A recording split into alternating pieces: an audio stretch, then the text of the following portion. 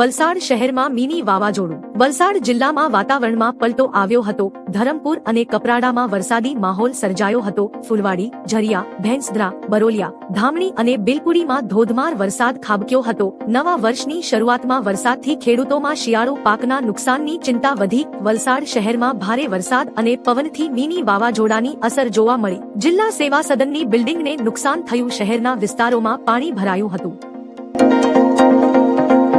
સ્વદેશીએ આપ્યો ચીનને 1 લાખ કરોડનો ઝટકો. જીએસટી દરોમાં ઘટાડો અને રેપો રેટના અસરથી આ દિવાળીએ ભારતીય બજારમાં રેકોર્ડ બ્રેક વેચાણ થયું. સીઆઈટી મુજબ દિવાળી પર વેચાણનો આંકડો પ્રથમ વખત 6 લાખ કરોડને પાર ગયો છે. આમાં વોકલ ફોર લોકલ સ્વદેશી અભિયાનનો મોટો ફાળો રહ્યો છે. સીઆઈટીના પ્રવીણ ખંડેલવાલના મતે સ્વદેશીની આ ઝુંબેશથી ચીનના માલસામાનને 1 લાખ કરોડથી વધુનો ફટકો પડ્યો છે. 1 નવેમ્બરથી સસ્તા અનાજની દુકાનો બંધ. ગુજરાતમાં આશરે 17,000 સસ્તા અનાજની દુકાનો તેમની પડતર માંગણીઓના વિરોધમાં 1 નવેમ્બરથી અચોક્કસ મુદત સુધી બંધ રહેશે. ફેર પ્રાઇસ એસોસિએશનના દુકાનદારોએ 1.5 વર્ષ પહેલા સરકારે આપેલી ખાતરીઓનો અમલ ન થતા અને વિવાદાસ્પદ પરિપત્રોના વિરોધમાં અસહકારનું આંદોલન કરવાનો નિર્ણય લીધો છે. તેમની મુખ્ય માંગણીઓમાં છેલ્લા 4 વર્ષથી કમિશન ન વધારવાનો મુદ્દો છે. રજિસ્ટ્રેશન વિનાની હોસ્પિટલોને કડક આદેશ. ગુજરાત સરકારે ક્લિનિકલ એસ્ટાબ્લિશમેન્ટ એક્ટનો કડક અમલ શરૂ કરતા રાજ્યમાં અત્યાર સુધીમાં 37,856 હોસ્પિટલો અને ક્લિનિક્સની નોંધણી થઈ છે. જો કે હજુ 15,000 જેટલા ક્લિનિક્સનું રજિસ્ટ્રેશન બાકી છે. દિવાળીની રજાઓ પછી આરોગ્ય વિભાગ બાકી સંસ્થાઓનું રજિસ્ટ્રેશન કરાવવા માટે ઝુંબેશ શરૂ કરશે.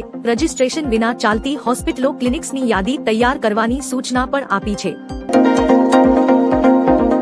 બેસતું વર્ષ ફર્યું, સોનાના ભાવ ગગડ્યા. આંતરરાષ્ટ્રીય બજારમાં સોનાના ભાવમાં મંગળવારે ભારે ઘટાડો નોંધાયો. એક જ દિવસમાં 1 ઔંસ સોનાના ભાવમાં લગભગ $241નો ઘટાડો થયો છે. છેલ્લા 30 દિવસમાં $102નો વધારો થયા બાદ આ પહેલીવાર મોટો ઘટાડો નોંધાયો છે. રોકાણકારો દ્વારા પ્રોફિટ બુકિંગ અને ડોલરની મજબૂતીને કારણે આ ઘટાડો થયો છે. અર્થશાસ્ત્રીઓ માને છે કે આનો સીધો પ્રભાવ ભારતીય બજાર પર પણ પડશે અને સ્થાનિક સ્તરે સોનાના ભાવ ઘટશે.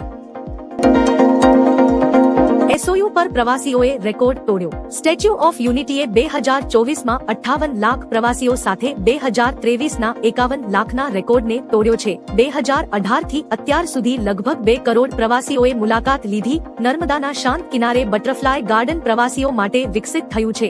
1.0 એકરમાં ફેલાયેલા આ ગાર્ડનમાં 70 પ્રજાતિના પતંગિયાઓ અને 150 પ્રજાતિના પરાગ રજકણો તેમજ યજમાન છોડ છે.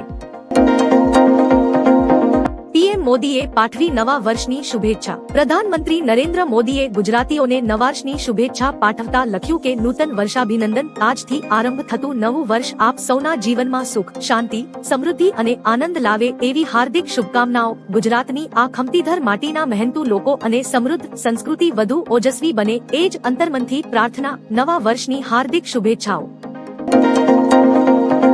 ટ્રમ્પે પીએમ મોદીને ફોન કરી દિવાળીની શુભેચ્છા પાઠવી. અમેરિકાના રાષ્ટ્રપતિ ડોનાલ્ડ ટ્રમ્પે વ્હાઇટ હાઉસમાં દીવો પ્રગટાવી દિવાળી ઉજવીને ભારતીય સમુદાયને શુભેચ્છા પાઠવી. આ અવસરે તેમણે પીએમ મોદી સાથે ફોન પર વાત કરી જેમાં ભારત અમેરિકા વેપાર સંબંધો અને પાકિસ્તાનની પરિસ્થિતિ અંગે ચર્ચા થઈ. ટ્રમ્પે ભારત પર રશિયન તેલની ખરીદી બદલ 25% નવો ટેરિફ જાહેર કર્યો, જેથી કુલ ટેરિફ 50% થયો છે. તેમણે ચીન પર 1 નવેમ્બરથી 155% ટેરિફ લાગુ કરવાની ચેતવણી આપી. અંબાલાલ પટેલની મોટી આગાહી. ગુજરાતના હવામાન નિષ્ણાત અંબાલાલ પટેલના મતે બંગાળનો ઉપસાગર અને અરબી સમુદ્રમાં સિસ્ટમ સક્રિય થતા 4 નવેમ્બર સુધી વરસાદી માહોલ રહેશે. તેમની આગાહી મુજબ સૌરાષ્ટ્રના ઘણા ભાગો, કચ્છ અને ઉત્તર ગુજરાતના વિસ્તારોમાં ભારે વરસાદની શક્યતા છે. વરસાદને કારણે તૈયાર થઈ રહેલા શિયાળુ અને ઉનાળુ પાકને નુકસાન થવાની ભીતિ છે. ઓક્ટોબરના અંતમાં વેસ્ટર્ન ડિસ્ટર્બન્સ આ વરસાદી માહોલને વધુ મજબૂત બનાવશે. સસ્તા અનાજની દુકાન 1 નવેમ્બરથી અચોક્કસ મુદ્દત સુધી બંધ. 1 નવેમ્બરથી 17,000 સસ્તા અનાજની દુકાનો અચોક્કસ મુદ્દત માટે બંધ રહેશે. 1.5 વર્ષ પહેલા સરકાર સાથે માંગણીઓની ચર્ચા થઈ પરંતુ અમલ ન થતા દુકાનધારકો અને એફપીએઓએ હડતાલ જાહેર કરી. પુરવઠા વિભાગના વિવાદિત પરિપત્રો પર પ્રહલાદ મોદીએ ગુલામ બનાવવાનો આરોપ લગાવ્યો. દુકાનધારકોએ પરમિટ જનરેશન ઇનકાર કર્યો અને આંદોલન તીવ્ર કરવાની ચેતવણી આપી.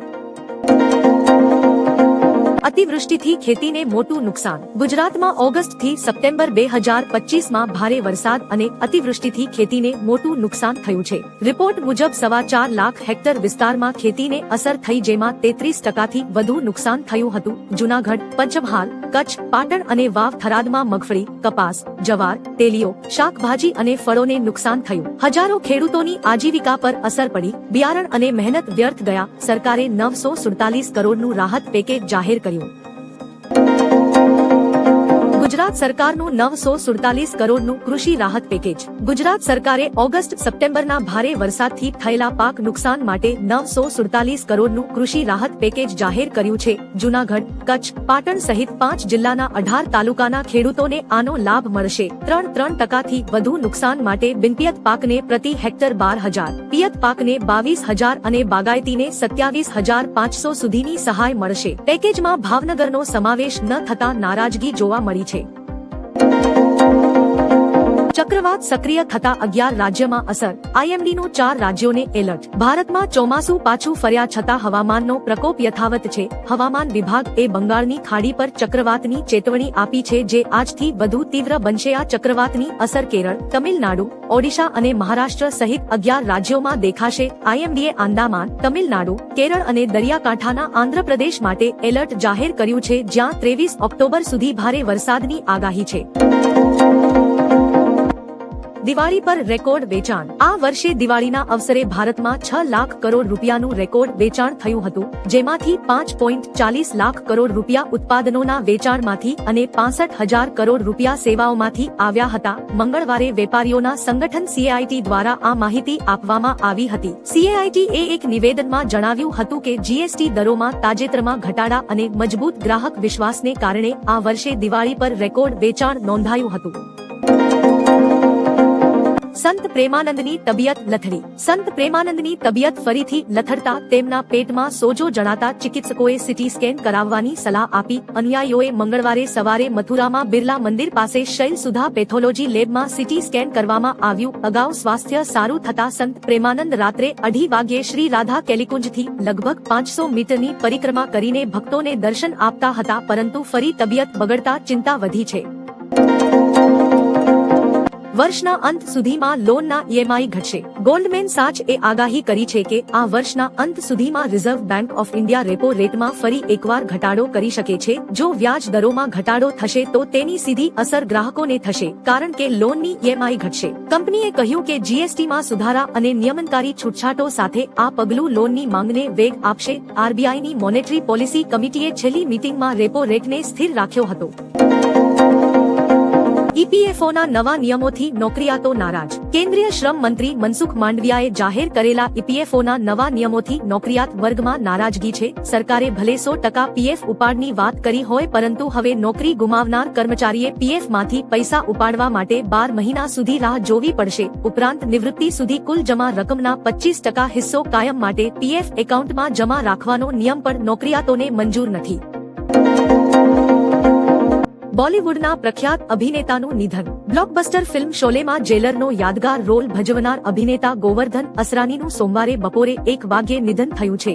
84 વર્ષની ઉંમરે તેમણે અંતિમ શ્વાસ લીધા. તેમના મેનેજર બાબુભાઈ થિબાએ આ સમાચારની પુષ્ટિ કરી છે. લંગ્સમાં પાણી ભરાઈ જવાને કારણે તેમને 4 દિવસ પહેલા હોસ્પિટલમાં દાખલ કરવામાં આવ્યા હતા.